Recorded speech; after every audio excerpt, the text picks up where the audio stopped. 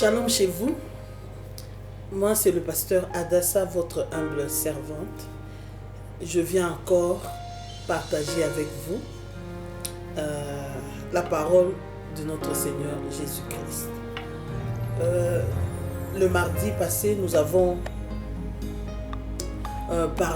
commencé un grand thème sur la traversée et nous avons tiré cela dans l'histoire des enfants d'Israël en Égypte et de leur sortie. Et puis nous avons commencé le mardi à parler du passé, de notre passé. Vous savez, le passé pèse sur nous si nous marchons seuls. Mais si nous associons Jésus-Christ dans notre vie, lui se charge de notre passé pour nous recréer. Et vous savez, c'est possible d'oublier son passé.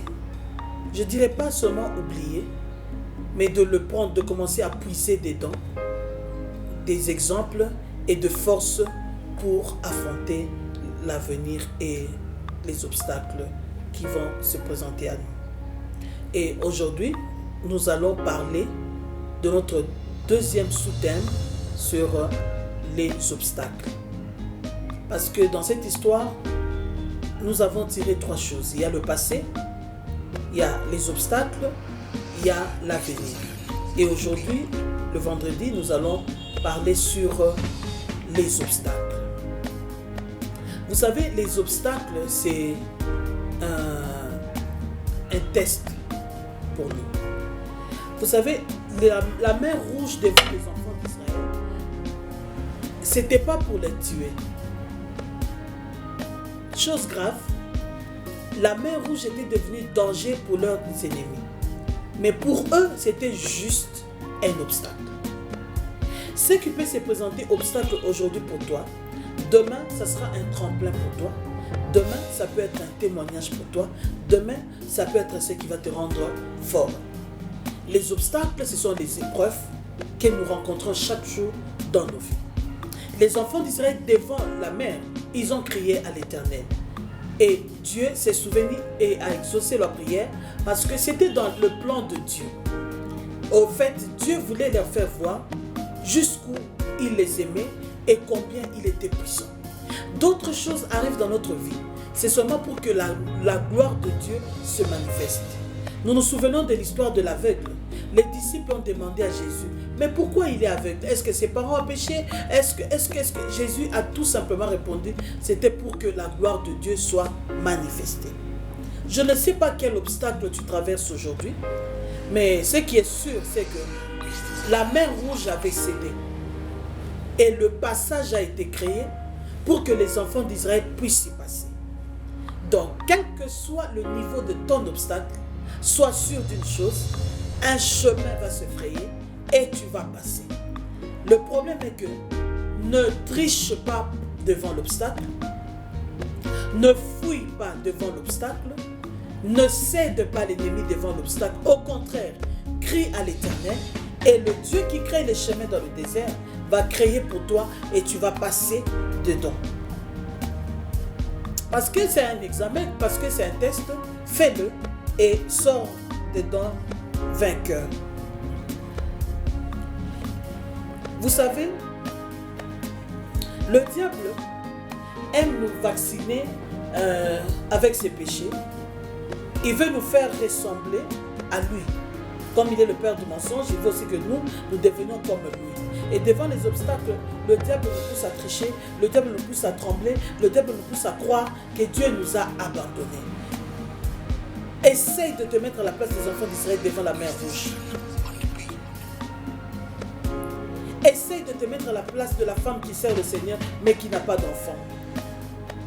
Essaye de te mettre à la place de cette fille qui avait une vie mouvementée, qui avait des copains partout, mais elle a pris la décision de donner sa vie à Christ et aujourd'hui elle n'a pas de mariage.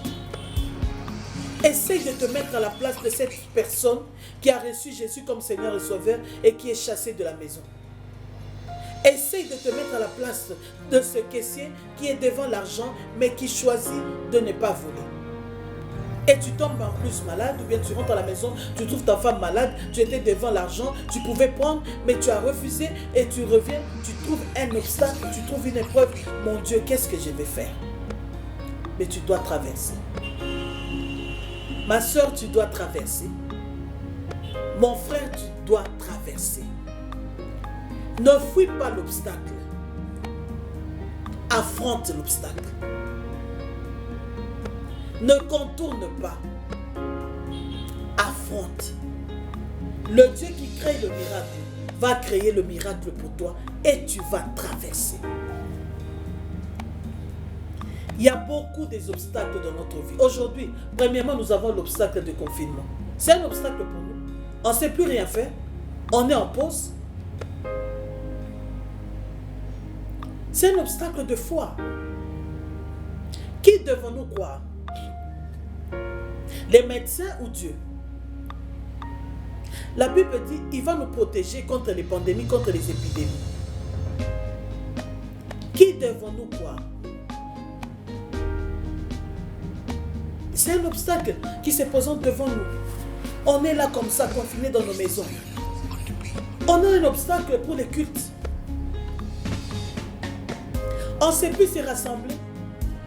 Hier, on était libre, on était à l'aise, on était maître de nos choix. On pouvait se lever et partir, acheter quelque chose, faire ceci, voyager. Aujourd'hui, on est là, nous tous, confinés dans nos maisons. Et le riche et le pauvre, nous tous, on est confinés. Et le pasteur qui a 10 000, et le pasteur qui a 1000, et le pasteur qui a 100, nous tous, on est confinés dans nos maisons.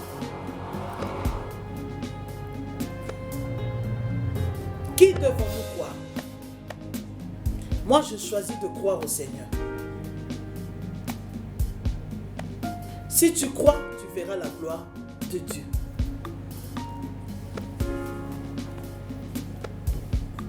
Nous avons beaucoup d'obstacles. Aujourd'hui, nous avons l'obstacle de la joie. Cette situation a volé notre joie. On vit maintenant dans la peur. Est-ce que demain, je ne vais pas attraper ça?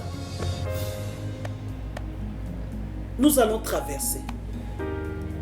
Ma soeur, nous allons traverser. Mon frère, nous allons traverser. David dit dans Psaume 23, « L'Éternel est mon berger. Je ne manquerai de rien. » Devant tout obstacle, arrête-toi, lève les yeux vers les montagnes, d'où te viendra le secours. On n'a plus de joie. On raconte même qu'il y a beaucoup de divorces maintenant. Au lieu que ça soit la fête chez les autres, mais c'est les combats. Il n'y a plus de joie.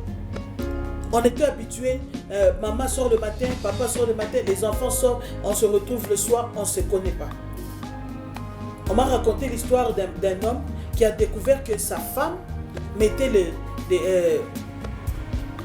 des produits éclaircissants sur sa peau. Or, lui, il déteste ça. Et sa femme aussi est au courant.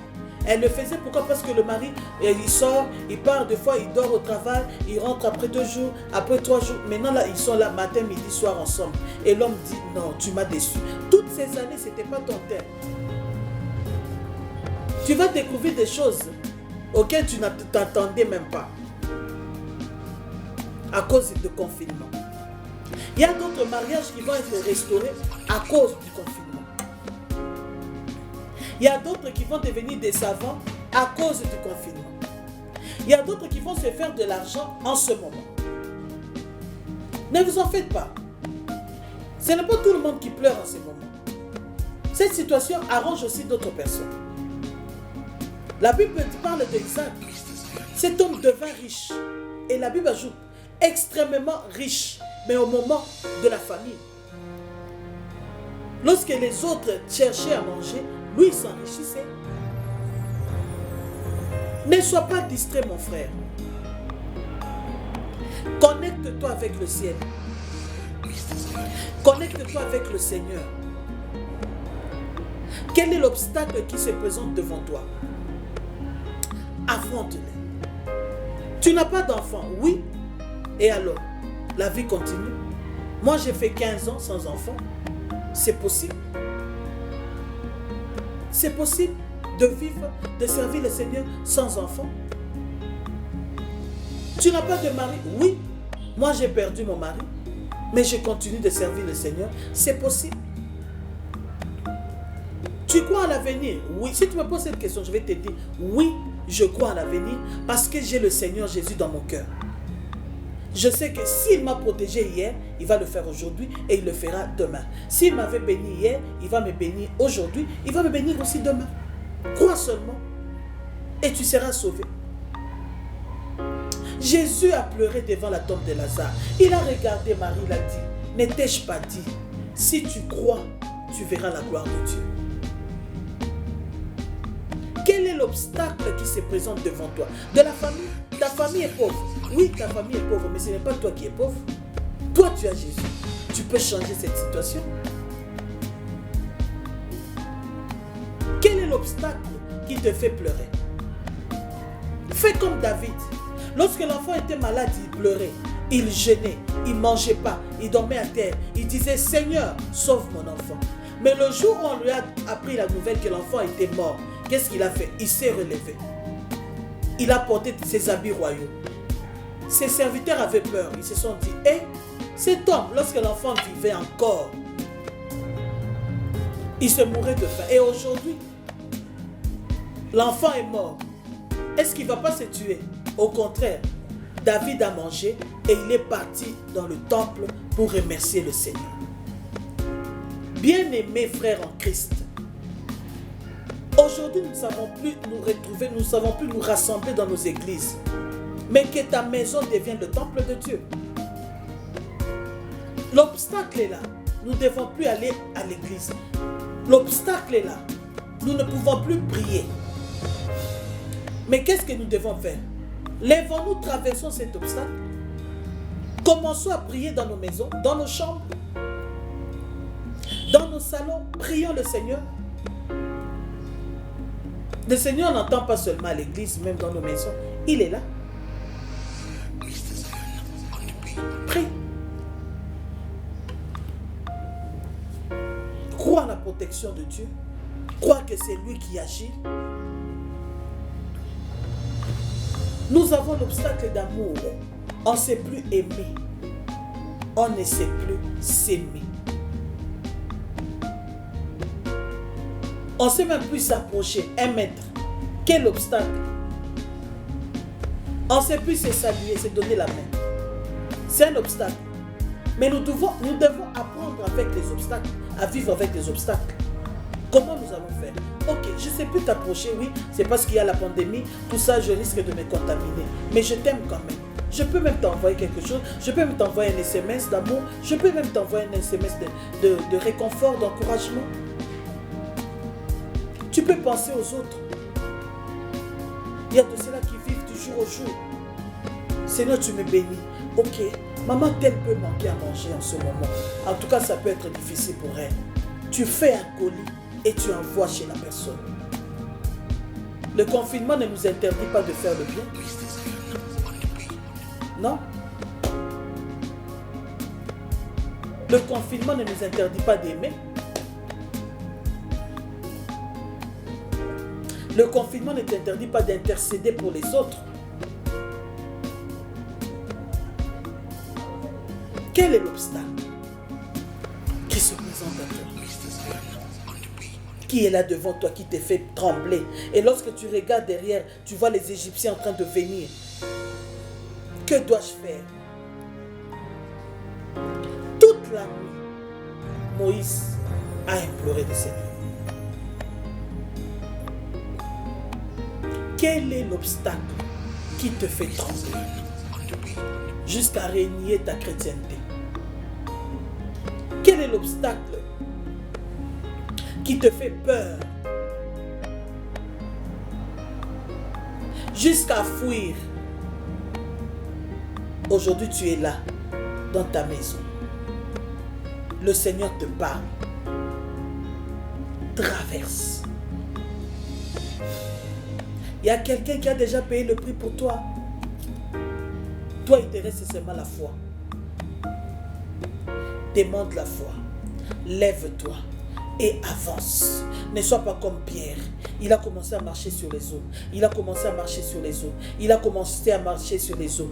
Et après, il s'arrête. Vous savez pourquoi? Parce qu'il s'est dit, moi Pierre, je ne peux pas marcher sur l'eau. C'est impossible. Moi Pierre, comment ça s'est fait? Lorsqu'il a commencé à réfléchir, il a commencé à s'enfoncer. Et le Seigneur a étendu sa main et lui a dit, pourquoi as-tu douté? Mon frère, pourquoi tu doutes? Tout est possible à celui qui croit. Tout est possible.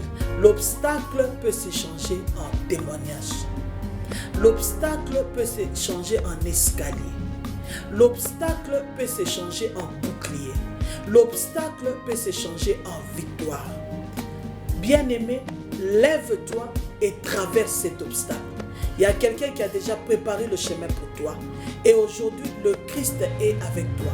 Si tu prends la décision de lui donner ta vie, si tu prends la décision de renouer ta communion avec le Seigneur, si tu prends la décision de lui faire confiance, tu vas traverser et tes ennemis, tu vas les voir s'enfoncer dedans.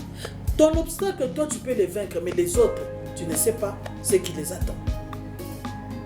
Ne promets plus les regards inquiets. Ton sauveur est à ton chevet. Ton sauveur veille sur ta vie. Ton berger est là et il va te faire reposer dans des verts pâturages. Que le Seigneur, le Dieu d'Abraham, le Dieu d'Isaac, le Dieu de Jacob, t'aide à surmonter tes obstacles. Que mon Dieu te bénisse.